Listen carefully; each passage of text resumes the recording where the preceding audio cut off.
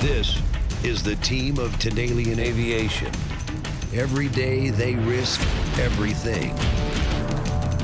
Alaska's treacherous terrain and wicked weather make this the world's most dangerous place to fly.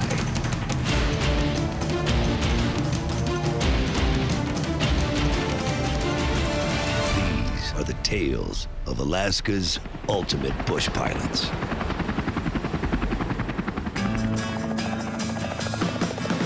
It's not until you fly and go places that you can't access by road, then you see Alaska. Being a bush pilot is hours and hours of boredom, broken by seconds of sheer terror.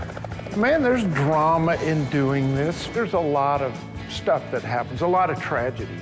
But when you land on a mountain out there and you get out of the helicopter and look at what is in front of us, it's amazing.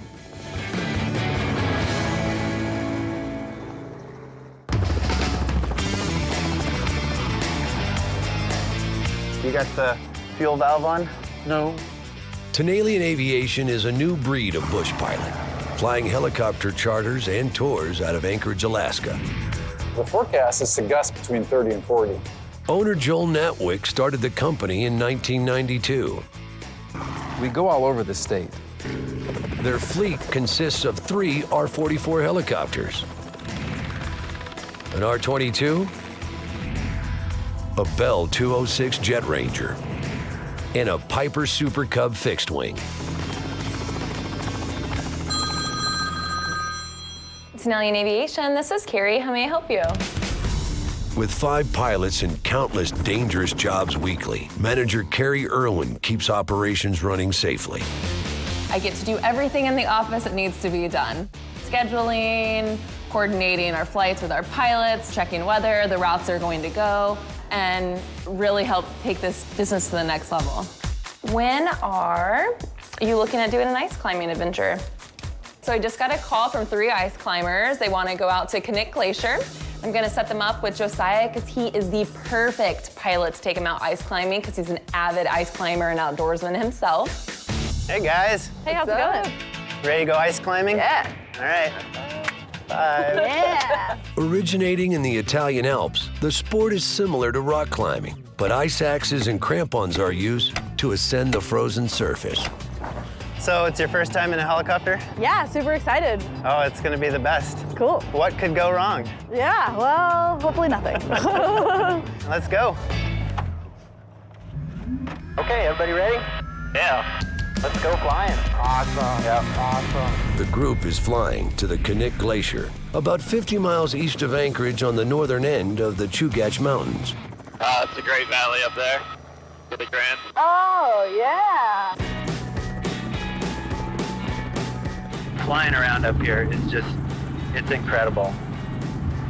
The wilderness is so big here, and the beauty, and a lot of times I'm kind of in church up here. Yep. We're in Alaska. It's dangerous, it's scary, but we get to go to some of the most amazing places on Earth.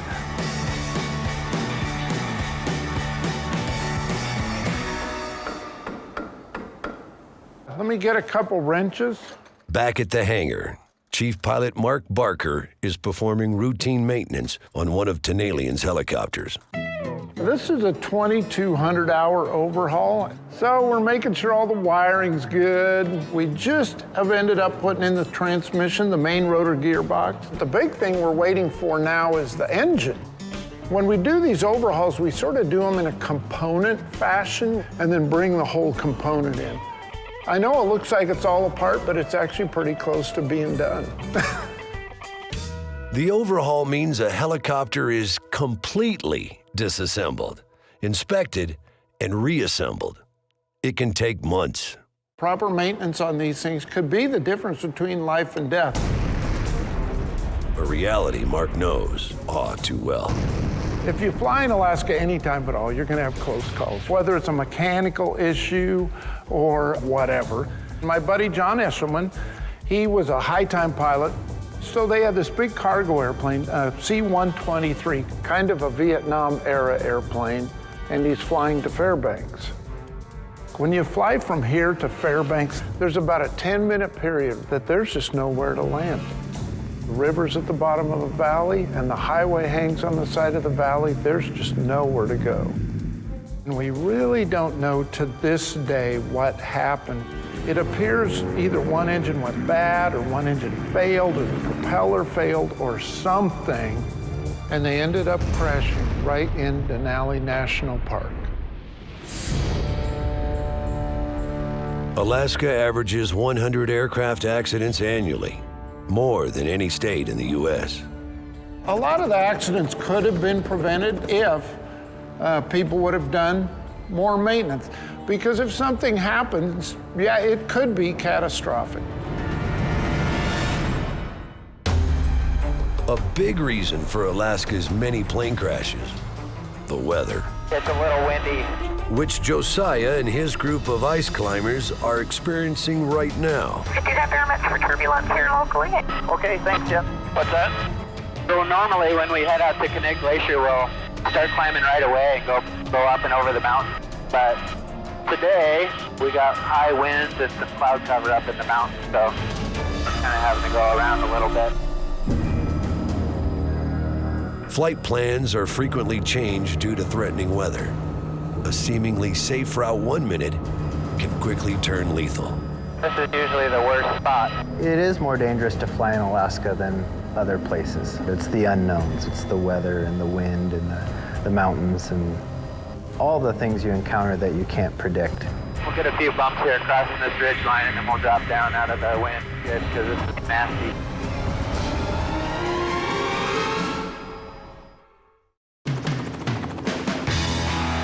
Alaska is not a tame lion. Beautiful, majestic, but not to be messed with. So we fly with the right mixture of let's get the job done, but with caution.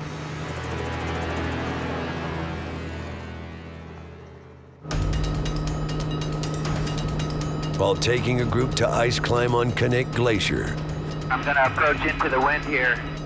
Josiah runs into high winds and extreme turbulence. It's pretty windy out here today, pretty bumpy, so I'll just take it nice and easy. I think being a bush pilot in Alaska kind of covers a lot of areas. It's everything you have to deal with. The weather, the mountain flying, the wind. So flying in Alaska brings unique challenges. Actually, it looks a little better here. Let's go see if we can check out the Klutna. All right. The glacier's always changing, so we don't have a specific spot we always go to. Sometimes you'll see a spot that looks good from up high and you'll get down low and it's not as good as it looked from up high. Yeah, there's some ice. Yeah, I don't know, guys. I don't think I want to land on this ice. I don't trust it. It's just been so warm and the ice could be rotten. We just don't know. Yeah. So we're not going to land on it today. If you land on the glacier in the wrong spot, it can be $1 million mistake. The worst thing that could happen is you land on the ice and break through and go in the water. Actually, let's run up here and check out Hunter Creek real quick. Oh, there's some ice back there. Yeah, look at that.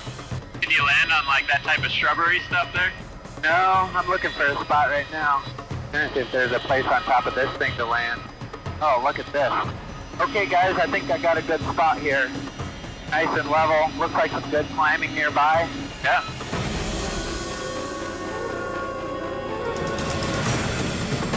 The glacier in the winter can be pretty tricky. The snow will mask crevasses and holes on the glacier, and you could end up falling right through the snow into a moulin or a crevasse. All right. Ice thickness can be determined by color. Blue is the strongest, light gray to dark black, the weakest.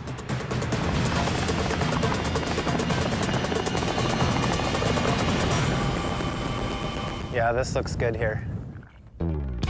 While Josiah and his group search for a good climbing wall, Oh, that's good. Right there. flight instructor Johnny Lukens and owner Joel Netwick are gearing up for a training day. Okay, we got the door clear? Yeah, you're clear. Commercial pilots must be reviewed annually, What you hit? so frequent practice is essential. Joel and I are gonna go out to practice for his 135 check ride. One major component of the exam, how to recover from engine failure. Go ahead and fill the main up first. We'll top off. Today's test has Johnny in an uncomfortable position. He'll be training Joel. It's a little weird training your boss, but we have a good enough relationship to where we can put aside the employee-employer relationship and change it into a instructor-student relationship. Johnny will make me sweat. Johnny will try to ruffle my feathers. Johnny will put me under simulated stress. Yep, that's the idea. And he's gonna see how I do. It's kind of tough because I'm the boss.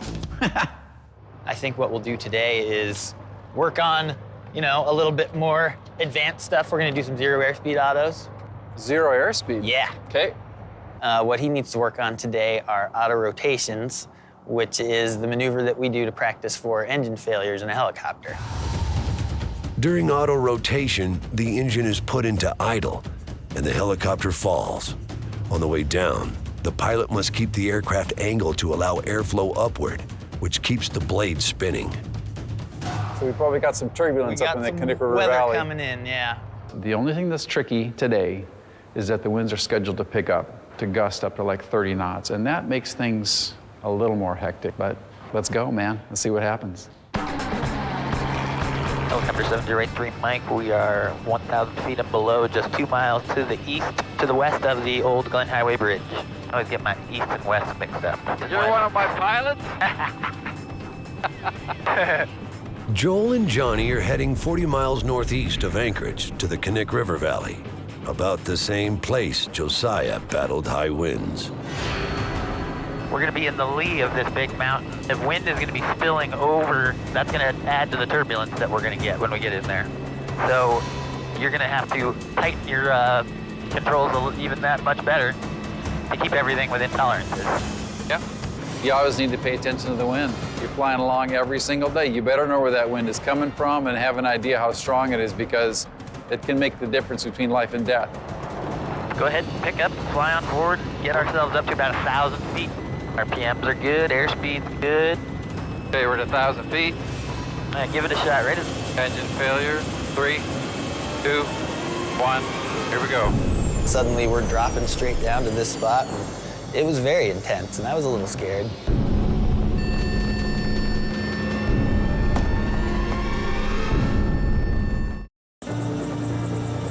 Flying helicopters and airplanes in Alaska brings challenges that a pilot in the lower 48 might not have. Some good, some bad. So you always want to be prepared for an emergency.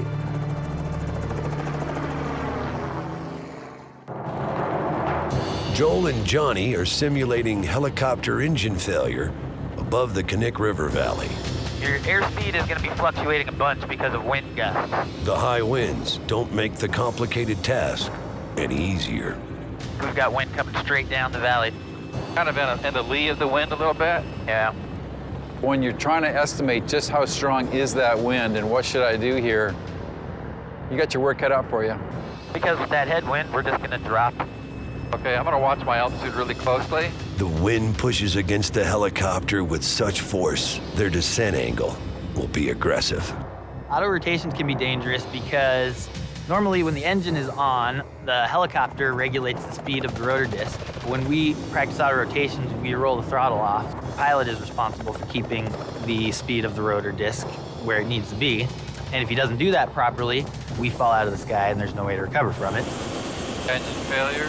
3, 2, 1. Here we go. Johnny, this feels so weird, man. Coming in this deep, but we got it. I know. We kind of came almost straight down, maybe a 75-degree angle. Normally, you'd come down at a 45-degree angle and you would have a longer ground run. This time, we came straight down like an elevator. With the steep descent angle, any mistake could be deadly. Okay, I can tell right now we're short. Look at that, we're not going to hit our spot at all. We got the horn going off. Seeing the effect of the wind on your descent profile. Yep. It shows you how important it is to always be thinking about the wind while you're flying. Yeah, exactly. We saw fluctuations in our airspeed going 15, 20 knots. And so flying in those conditions with the engine uncoupled is nerve-wracking. All right, man. Let's try that again. Okay, there's 1,000 feet. All right. There's that turbulence again. Yeah, Okay, we're gonna go super steep this time. give it a little bit more time. Engine failure in 3, 2, 1. Nice. Oh yeah, looking good now. I'd say that was a darn good one. That's pretty good though. Yeah. With the spot. Right where? Right there. All right. Yeah, we made it. We entered the max glide to get her to our spot. You ended right where you wanted to be. Yeah. You got it. I felt like it went really well, and I felt like I learned a lot. He told me I did great. That's probably the most realistic training we've done yet. We would have walked away from all those. Right. That's the main goal. That's the main goal. Yeah. Gotta stay alive. That's Gotta nice. stay alive. Well, I'm glad we got that in. Oh, that was great, man.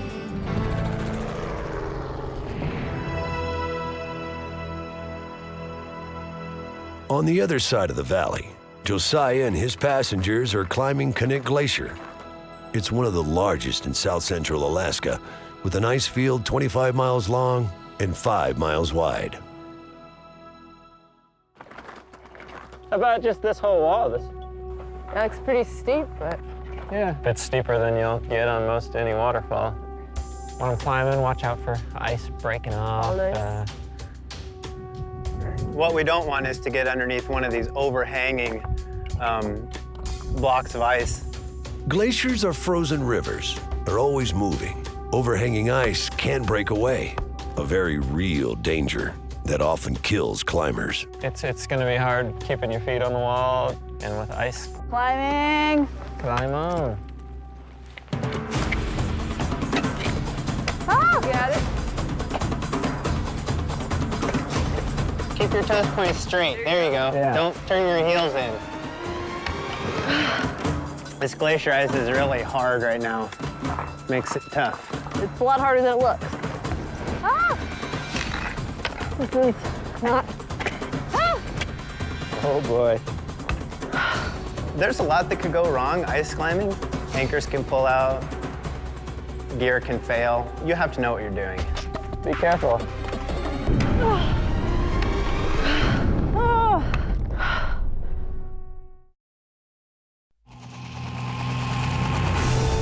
Being a pilot in Alaska, I'm all about an adrenaline rush, and my job gives me that every day. So I could not be happier with my job. I love it.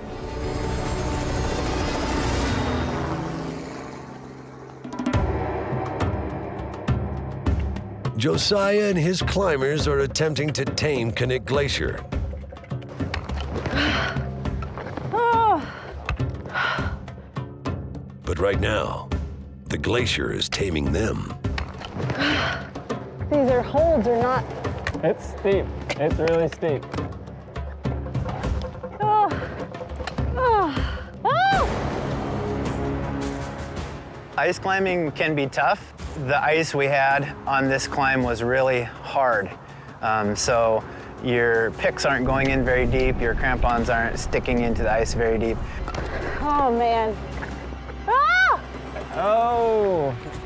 Yeah! Ah! Don't pull the axis towards you, just pull down on them. Oh man. It's really hard. Uh-oh. Watch the anchor. Watch the rope. One wrong axe chop could sever her rope and send her crashing to the ground.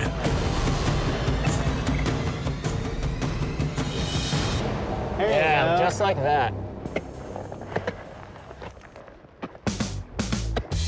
Man, she's cruising. Nice! Woo! Yeah! Nice work! Woo! How do your forearms feel? I can't feel. I'll let you know when I can feel them. Oh, that was a struggle. Totally worth it. Nice. Jillian, are you ready to come down? Yes, please.